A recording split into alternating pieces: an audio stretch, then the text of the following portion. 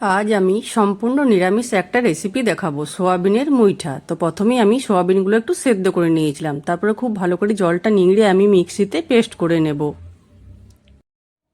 Paste হয়ে গেলে আমি এক এক করে 1 চামচ ধনের গুঁড়ো, 1 চামচ জিরের গুঁড়ো, অল্প পরিমাণ নুন, অল্প হলুদ, 1 চামচ আদা ও কাঁচা লঙ্কা বাটা, বাইন্ডিংয়ের জন্য 2 চামচ বেসন, 1 চামচ কাশ্মীরি লঙ্কার গুঁড়ো ও অল্প গরম মশলা দিয়ে খুব ভালোভাবে মাখিয়ে নিলাম।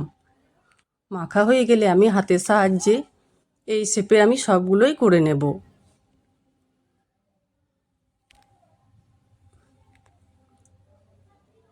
তারপর কড়াইয়ে সাদা তেল বসিয়ে আমি এক এক করে মুইঠাগুলো ভেজে তুলে নেব।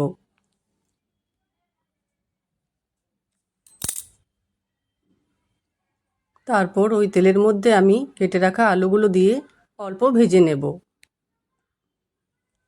ভাজা হয়ে গেলে আমি একটা থালার মধ্যে তুলে রাখবো।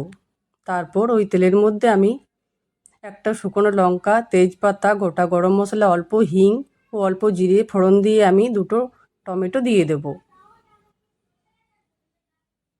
তারপর একটু নাড়াচাড়া করে সামান্য নুন, অল্প হলুদ, 1 চামচ আদা লঙ্কা বাটা, 1 চামচ ধনের গুঁড়ো, 1 চামচ জিরের গুঁড়ো, 1 চামচ কাশ্মীরি লঙ্কার গুঁড়ো ও অল্প চিনি দিয়ে আমি জল দিয়ে দেব।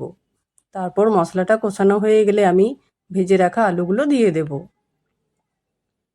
তারপর অল্প নাড়াচাড়া করে আমি সামান্য পরিমাণ জল দিয়ে 10 মিনিট ঢেকে রেখে দেব। 10 মিনিট পর আমি দেখব আমার আলুগুলো সেদ্ধ হয়ে এসেছে। তারপর আমি ভেজে রাখা মুইঠাগুলো দিয়ে দেব। তারপর 2 মিনিট ফুটিয়ে উপর থেকে গরম মশলা আর যদি ঘি খেতে ভালোবাসেন তাহলে অল্প ঘি দিয়ে নামিয়ে গরম গরম ভাত বা রুটির সাথে পরিবেশন করুন।